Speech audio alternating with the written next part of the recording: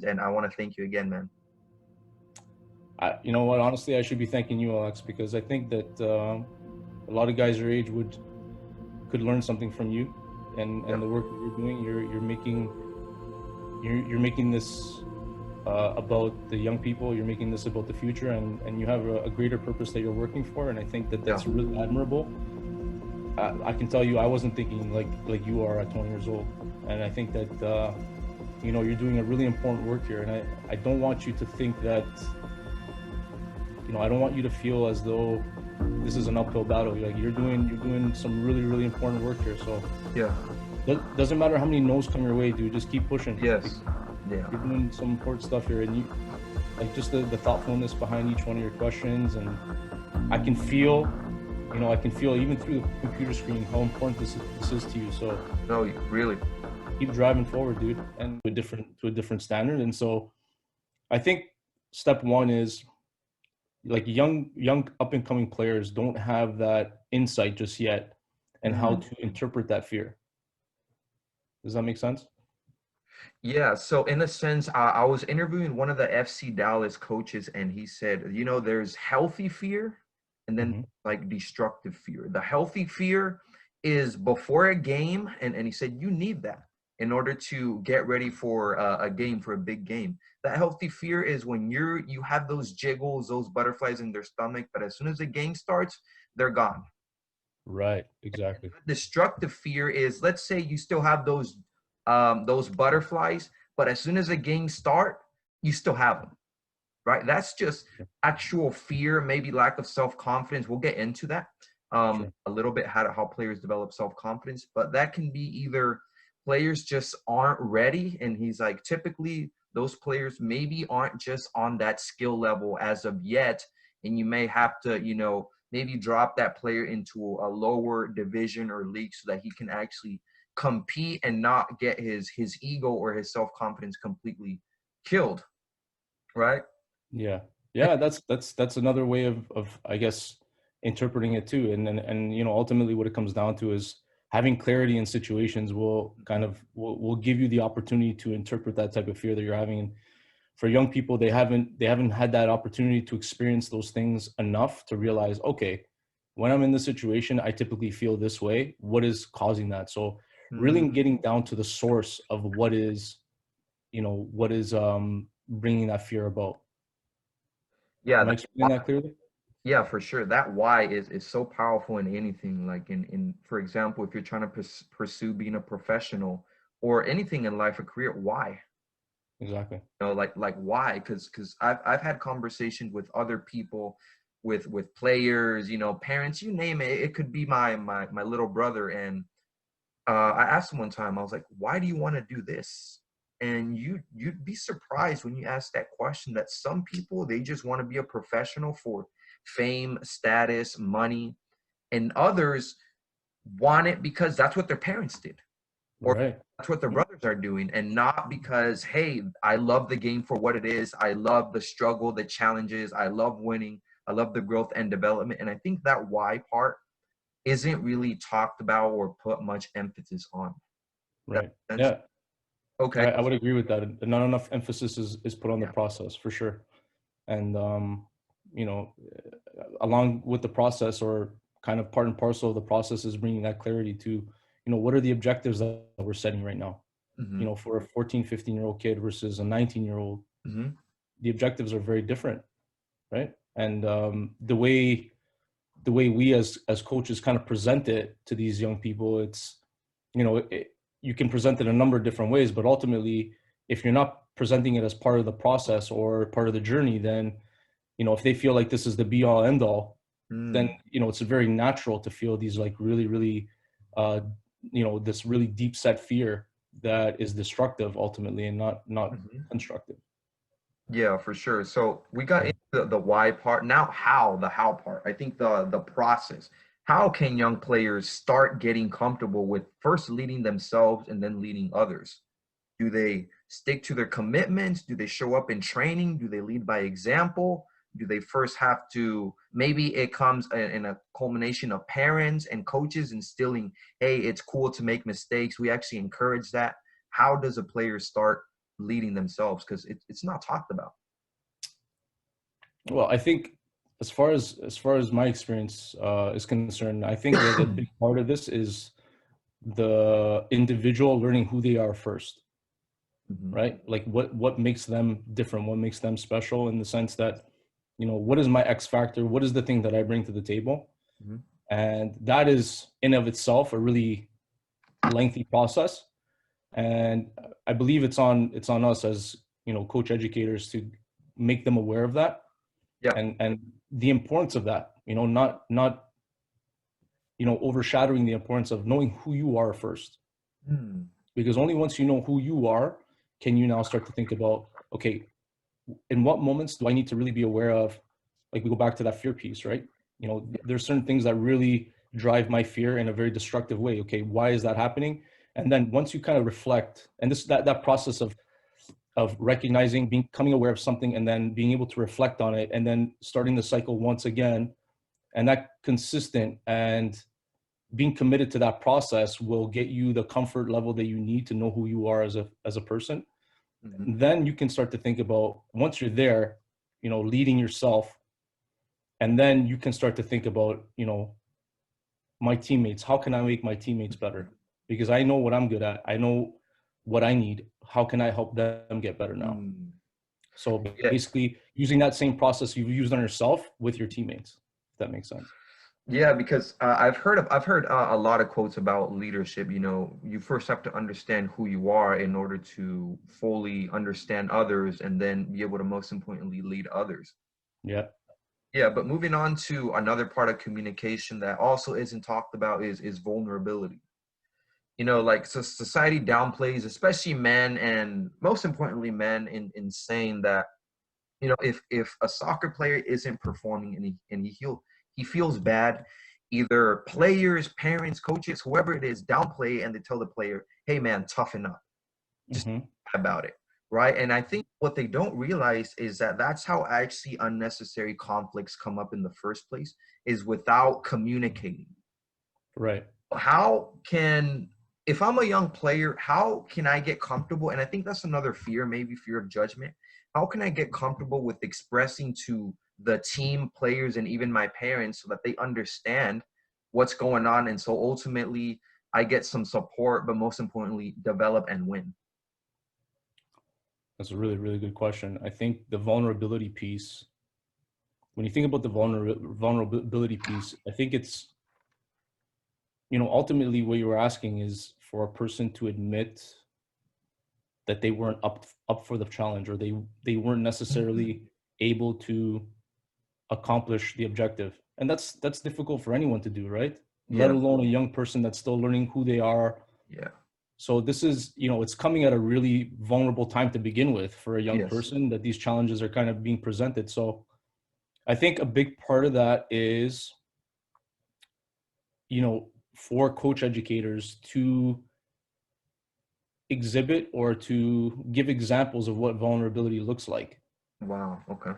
right? So, we all have an opportunity to sit down with our players and, have meetings and have discussions about individual performance. And I think that's really the opportunity that we have to take advantage of and say, okay, look, you know, it's okay to feel the way you did. Okay, you didn't perform the best, you weren't at your best, but everyone's been there. We've all been there. Here's an example of what it felt like for me when I was in that Mhm. situation, and this is how I kind of dealt with it. So you're not alone in feeling the way you're feeling. This is very normal part of your journey, and part of this process. And so I think the more normal we make it feel as coach Mhm. educators, I think Mhm. the more willing each player will be to become, or to show that vulnerability in those difficult moments. And really, in those moments, by showing that vulnerability, bringing others in, right? Mhm. Mhm. Because that vulnerability brings the support of others, Yeah. assuming that you've got a very supportive team or supportive Yeah. group around the player that is going to like really bring that support. And that's a big piece, right? If the Mhm. player feels that in that moment of vulnerability that he's going to have the support of the coaching staff, of his teammates, then Mhm. they'll be much more willing to show that.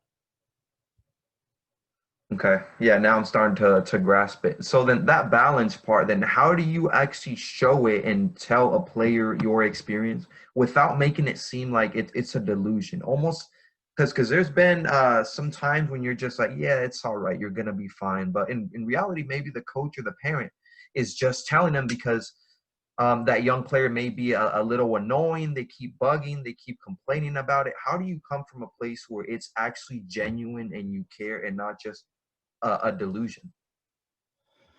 Well, I think one way to to kind of show evidence to the player Mhm.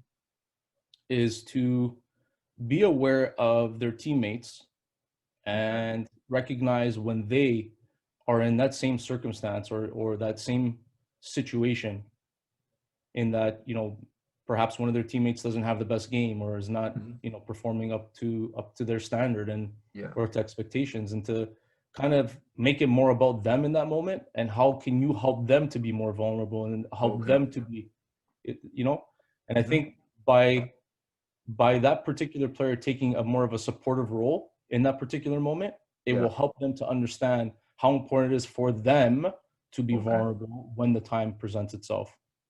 Mm.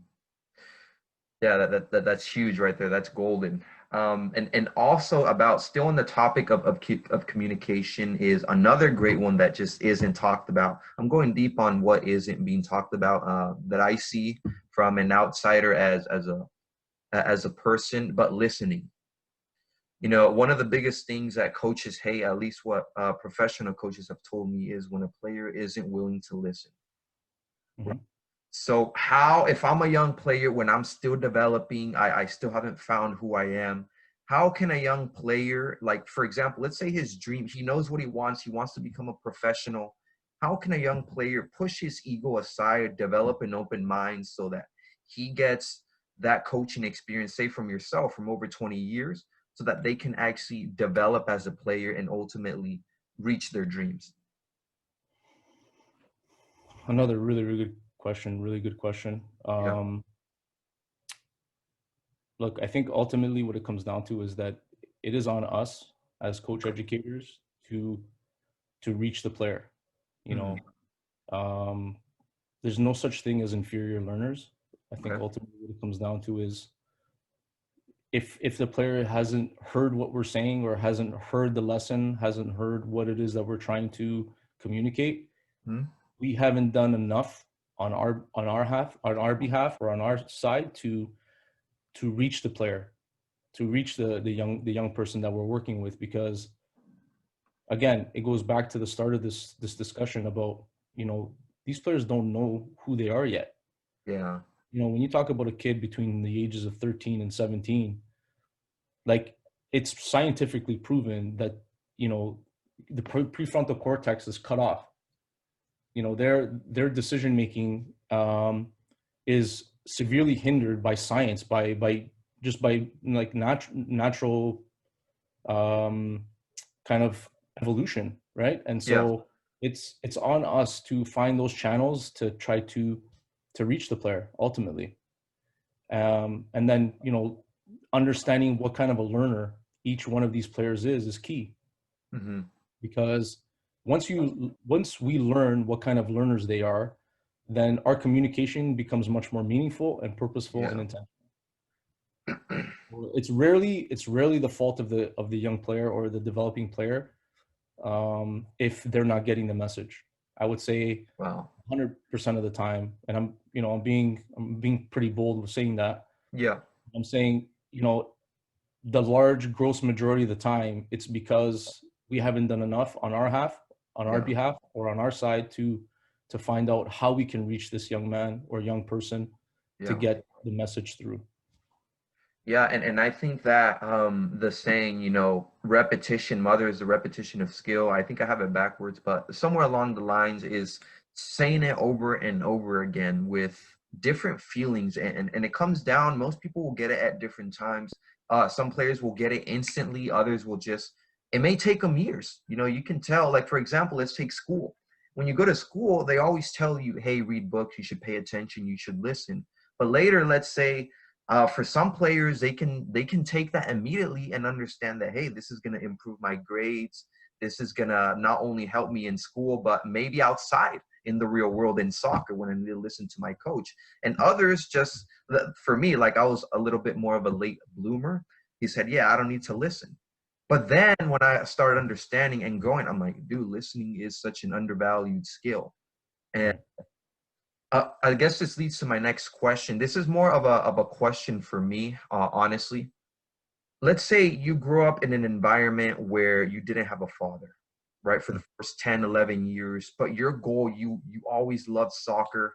And again, you're in the process of not knowing who you are. You don't know your values, your beliefs, what you stand for, again, what you believe in. How or what, knowing from what you know now, what advice do you have that player in order to begin to start understanding himself without having the support of a father or a mother? Hmm. That's, I mean, that's difficult for anyone to take on, right? Yeah, Is that it your is. situation specifically? What's that? Is that your situation specifically Yeah, growing up? exactly. Like for me, I grew up with my father who wasn't there, and I struggled to start grasp. I grew up with an alcoholic father, and I've never said this before, but I'm thinking like there's players somewhere else in the world, in the US, in Africa, in the UK, whatever it is, that are going through a similar situation where they don't have their parents. And it's important, their parents play a massive role in a kid's development. And for me, I had to develop it late. Like I didn't know what to do or to get an idea until I was like 2, 3 years ago, 17, 18. I'm 20 now. So that's why I asked that. It took a lot of, like you said, deep reflection, but that's where the position where I'm coming from. Well, let me start off by saying congratulations, well done, because you've also obviously grown into a very um, conscientious, thoughtful, and aware young man. So good on you, because that's not easy to do, even for people with both parents and Yeah. people that have all the support in the world. So let's start there, because I think the fact that we're even sitting down and having this conversation means that you get it, like you understand the importance of that support being around you, Yeah. right? Yep. And I think ultimately, again, coming from the coach educator, Yeah. I have two kids of my own. I Okay. had an amazing family growing up myself. So, Okay. like my reflection is sometimes having an amazing family and having no family, Yeah. or not having a family that's supportive, can can kind of lead you down the same path, in the Yes. sense that if you don't have it and you see that others have it around you, you start to look for ways to get it. Mm-hmm. And that's where the coach educator comes in, right? Yeah. Understanding that this particular player or these particular players, they need something from me right now. They need this from me. They need the support of a parent. And although I'm not their parent, but I can start to formulate my communication with them in such a way Yeah. that it feels like a parent is there for them. Yeah. I can offer support, whether it's through the institution, through the club, or through the team itself, to give this young person or these young people the support that they need, Yeah. as if the parent was around. And sometimes, again, it comes down to the awareness, right? The Yeah. awareness. And if I'm a coach of a young man that I know is or young players that I know are having a difficult time at home, I Yeah. will do everything in my power to make sure that they are getting the support that they need, Wow. right? And that's from my perspective. And I'm sure that every coach would do the same, Mm-hmm. uh, given that they're aware of the situation. And Yeah. I think ultimately what it comes down to is just that care for one another, right? That overall, just that real deep uh, care for the well-being of other people. And so, when we talk about the future and hope for the future, then you Yeah. know we got to think about giving these young people that we're working with daily the support that they need. So, I mean, Yeah. it seems like in your situation, you got what you needed, because ultimately, you grew up pretty good. Like you seem to know what's up. Yeah, well, at least I'm still in the process of development. Like you're gonna keep growing until you're 80, 85, 90. Like I've seen 16, 15-year-olds that are, you could say, much much smarter and more aware than, to be honest, people who are 50 or 60-year-old, right? That's just to put it truth. And you'd be like, this kid has only lived 15, 16 years, but when you look back, his story, his upbringing, his challenges, a reflection, and I guess that's where it comes down to. But next question here, why, in your experience, why do you think soccer players fail under pressure and under challenging situations? Because there's going to come a point when everybody's going to fail, right? Because I've always said that I like to look at soccer exactly like life. You know, you can get cut from a soccer team, and in the real world, you can get cut from a professional job. You may be doing good one time, and all of a sudden you make a mistake, just like in soccer, and boom, you're benched or you're cut, you're fired. And it takes a certain mindset, or almost a mentality of self-confidence, but being cool with losing. And how do you develop it at such a young age? Another really good question. I think this could be the best interview I've ever done. I'm not kidding. I mean, the thoughtfulness behind each one of these questions is incredible. Listen, I think there's a correct way to fail and there's an Yeah. incorrect way to fail. And Okay. ultimately what it comes down to is, what were your intentions before failing? Okay. Were your intentions to give the maximum, to do everything you possibly could in your control to have the greatest outcome, or was it that you came into this afraid, going back to the fear piece that we discussed earlier? You see how Yeah. all this is connected, right? Yeah. You know, if you go into situation scenarios with a destructive fear, then there's a good chance that you're going to end up failing, and Yeah. that failure again becomes that part of that destructive process that you've undertaken through that fear, right? And so Yep. it all comes down to the mindset. Hmm. Going in with the correct intentions, having the right mindset. I don't think a whole lot of there's not going to be a lot of people that are going to say to you, if you go in there trying to get the job done and fall short or whatever the case might be, performance is underwhelming, Yeah. XYZ. I think in the end, what it comes down to is you tried. There's a lot of things to build off of, and then can we now bridge the gap between the things that you did well and the things you didn't do well in order to improve your performance? But if you go in there and it's a disaster from the get-go, it's obvious the preparation wasn't correct, Yeah. in whatever circumstance you want to look at it. But what it comes down to is it's got to be the intention. And part of that falls on the coach educator, because Okay. the clarity that's involved Hmm. and providing that clarity, I think is of prime importance when you think about Yeah.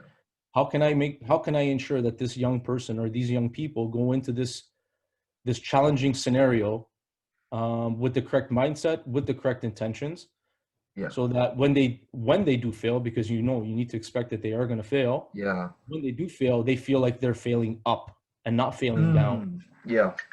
That's golden right there. right? And then the hope is when they are failing up, that you can provide them now some evidence through, data is a big thing now, and being able to show them data.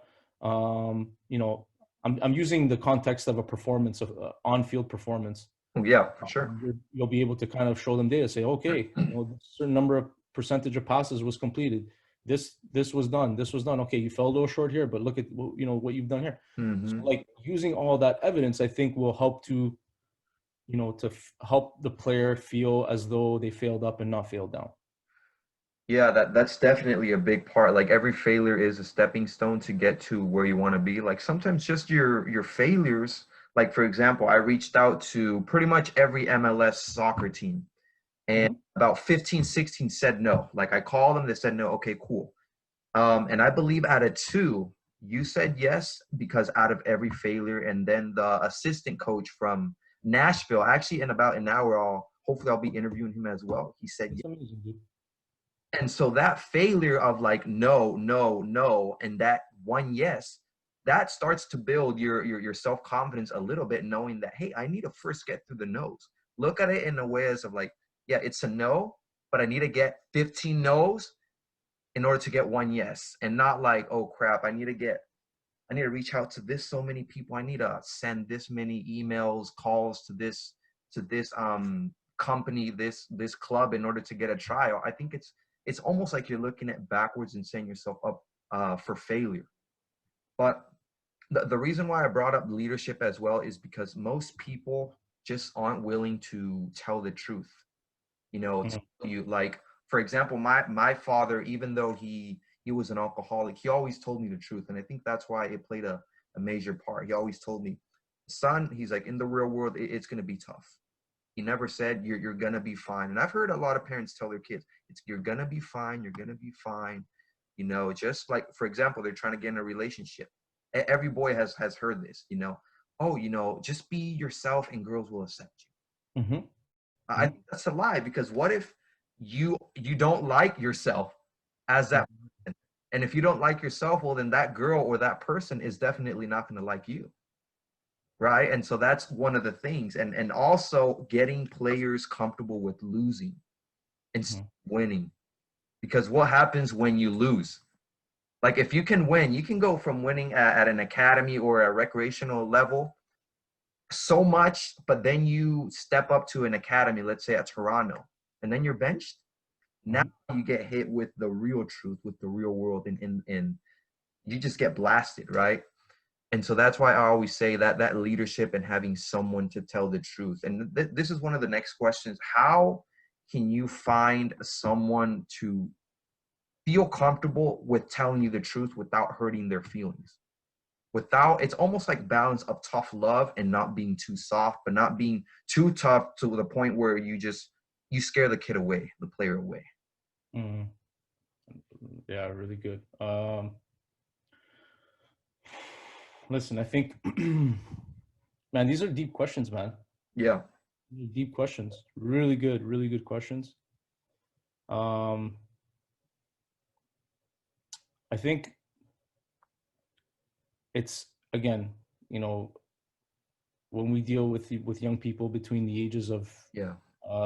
you know, in the teen years when things are really complicated and confusing, Yeah. you know, people are, you know, these young people are feeling things that they've never felt before, emotions that Yes. they've never really experienced before, and so I think we need to allow for some space to experience those things. Mm. Um, I One of the things that I actually tell my players a lot is, you know, it doesn't happen a lot, but Mm. I try to use this as a teaching moment, and when it does Mm. present itself, when you don't perform well or when you don't necessarily get the result that you're looking for, you need to really appreciate that feeling of disappointment, Mm. right? That feeling of disappointment is a gift. It's not a curse. It's only a curse if you let it be. If it's really a matter of understanding why you're having that feeling, right? So, you know, you can be disappointed because, you know, you didn't play well or you didn't do enough and Mhm. it was all about you and you had a disastrous game, whatever the case might be. Or Mhm. it could be that you expected more from yourself. You know you Mm. could have done better and it didn't happen today. And that feeling of disappointment is there for a reason to remind you that you could have done better. Mhm. But ultimately, it's not the thing you're going to hang your hat on. It's not going to be the thing that determines who you are. Yeah. It's going to be the fuel that lights your fire. Yeah, that's powerful. At least from me growing up, like, I think one of the reasons why I, to be honest, failed at soccer or didn't reach the highest potential possible, because I focus on the outcome. And I think a lot of players focus on the outcome. For example, you go into a match, you're playing against a pretty tough team. You've been scoring a lot. You know, you tell yourself, hey, I'm going to score a hat trick today. You're focusing on the outcome. But what if you looked at it and in a way of development process? Okay, I Mhm. score, but look how many chances I created. Exactly. Look Exactly. what I did. Look how I led my team when I was down. Look how I was able to keep my head in the game and still play hard despite losing, let's say 4-3, and I didn't score a goal. Right. Right? That process is super important. But Sure. I'm gonna start wrapping it up here, but I want to move into the financial side of soccer. Let's say if I'm a young soccer player with a lot of talent, I have what it takes to become a pro. I have that mentality, that work ethic. My technique is just super good, but I'm struggling financially, and my parents as well. What are you telling that player from a coaching perspective, or knowing what you know now, in order to flip that situation? So are we talking about like an academy player, or are we talking about a signed professional? How, like, Yeah, to what's become a professional. Let's say I'm good. I've been noticed by recreational leagues, other teams, academy. But let's say I I don't have the money. My parents don't. you don't have the money? So Yeah, okay, so you're not able to join an MLS academy due to the fact that you don't have money. yeah. You can't join an MLS academy. Maybe you can't even travel to an open trial or whatever it is.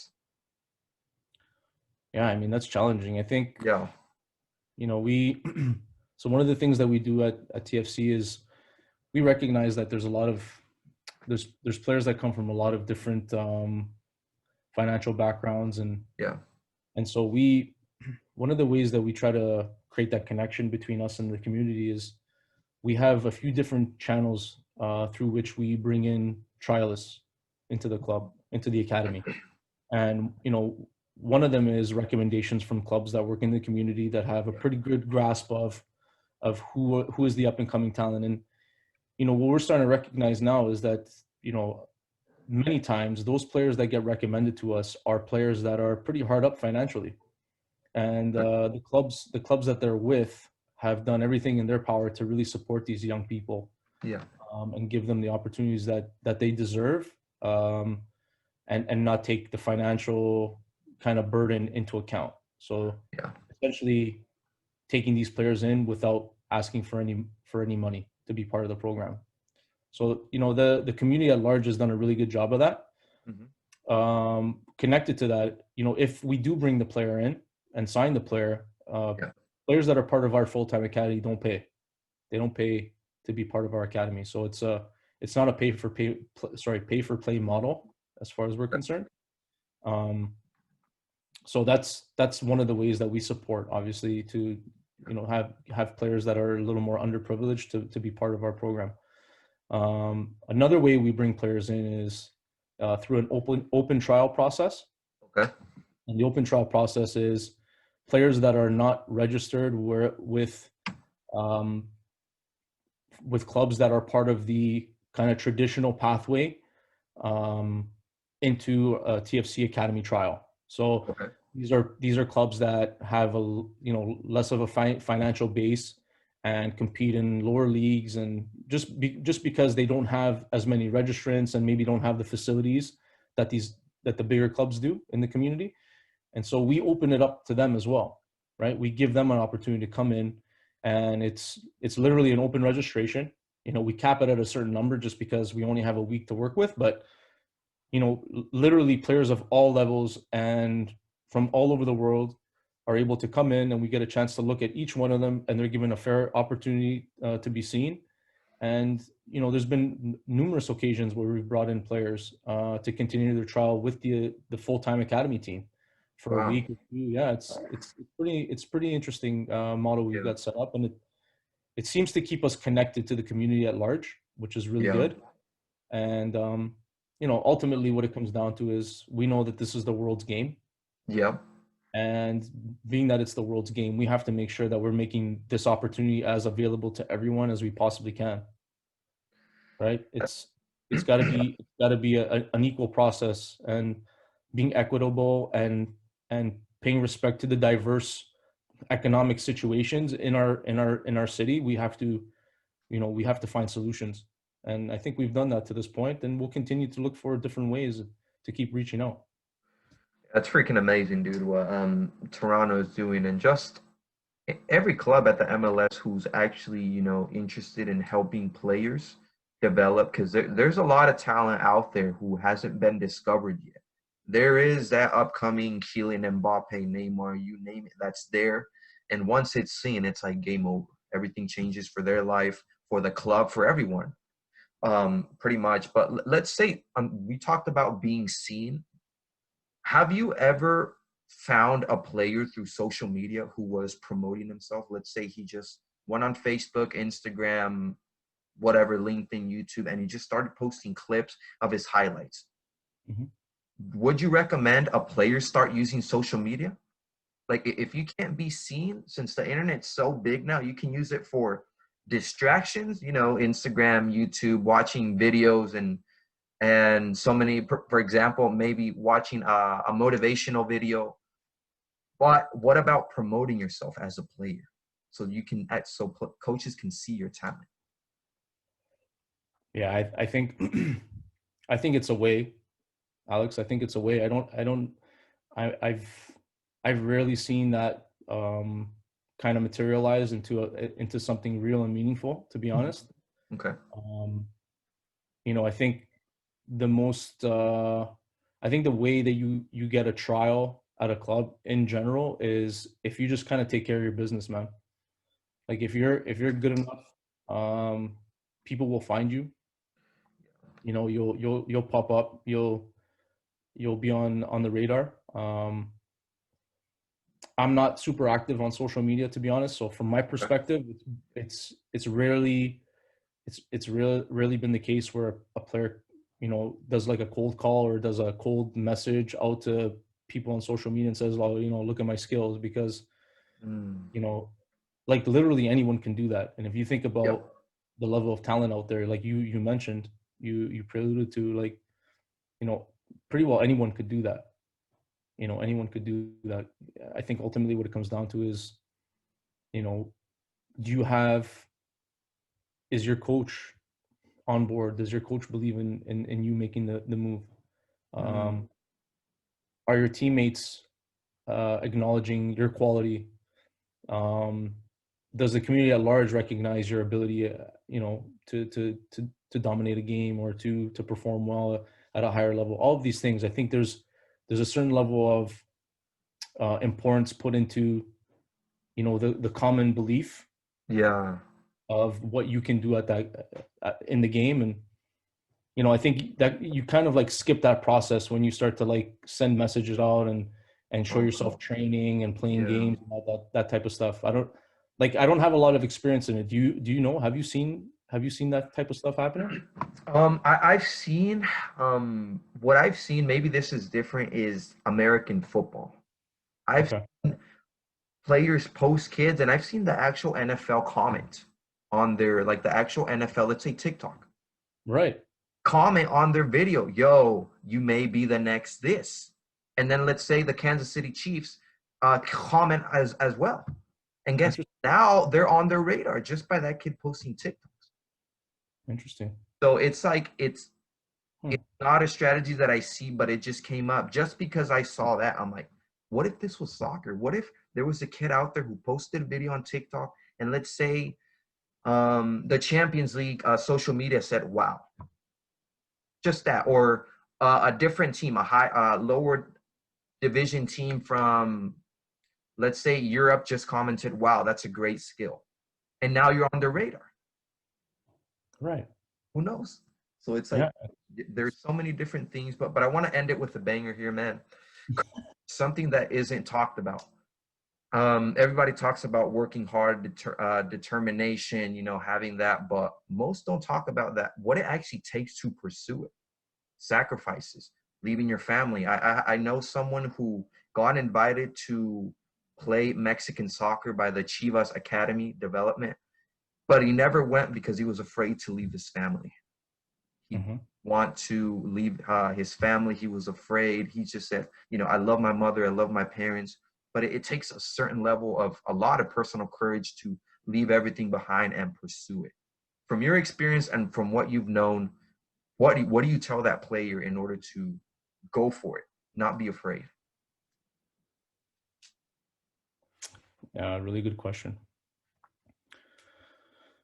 I think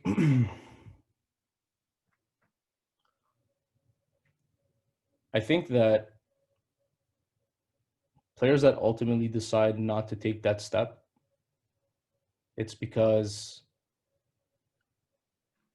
they just didn't want it enough. Okay. Um, and as cliche as that might seem, I want to go back to the kind of the first part of your question where you started talking about a lot of the like the things that turn people away from Mhm. pursuing their goals, which is again the sacrifice and all the difficult things, right? Yeah. Especially in this age where, or in this time where people in general, right? I don't want to kind of paint everyone with the same brush, but I think ultimately what we've become as a global society is that we tend to want to do things the easy way Yeah. and take the easy way out. And that's, I'm not saying that we're all that way, but Yeah. the trend seems to be kind of leaning that way. And when you start to kind of say, look, guys, it's not as easy as it looks. Mhm. These guys that have made it, there's a lot of work that's going on in the background. They're doing Yeah. things when you're sleeping. They're doing things when, no one else is watching, Hmm. that is giving them that edge, that is getting them closer to what it is they want to do. Yeah. But it's so it's so unbelievable for some people to realize that how is it possible that this guy is doing like 10 hours of training a day, Yeah. and or how is it possible that this guy's got to travel 2 hours each direction to get to training every day, and Yeah. then he's doing schoolwork in between, and he's doing all these like really really crazy things that takes an enormous amount of time, energy, and commitment to do. Yeah. But I think ultimately what it comes down to is if you want something enough, you find a way to get it done. Yeah. And So just, that saying, commit first, you'll figure it out later, right? yeah, I think there's a lot of value in that. There's a massive amount of value, but I think that word commitment means something different to each person Hmm. that says it or believes it, right? Commitment means a lot of different things. Yeah, certainly. It certainly does. So first off, that was the last question, Michael. Thank you for your time, man. Hopefully these questions got you thinking, and hopefully this can actually help some young players just in bring some self-awareness and parents as well. Understanding maybe something that they don't realize, hearing it from someone who's actually in the game currently is super much more important than someone who's just doing the interview. But either way, hopefully I asked you some great questions, and I want to thank you again, man. You know what? Honestly, I should be thanking you, Alex, because I think that a lot of guys your age could learn something from you, Yeah. and the work that you're doing. You're making this about the young people. You're making this about the future, and you have a greater purpose that you're working for. And I think that Yeah. that's really admirable. I can tell you, I wasn't thinking like you are at 20 years old, and I think that you're doing a really important work here. And I don't want you to think that I don't want you to feel as though this is an uphill battle. You're doing some really really important work here. So Yeah. it doesn't matter how many no's come your way, dude. Just keep pushing Yes. because Yeah. you're doing some important stuff here, and you like just the thoughtfulness behind each one of your questions. And I can feel, I can feel even through the computer screen how important this is to you. So No, really. keep driving forward, dude. And anytime you want to do this again, I'm always available. Okay. Alrighty. Thank you, Michael. Have a good one. All right. Bye. Goodbye.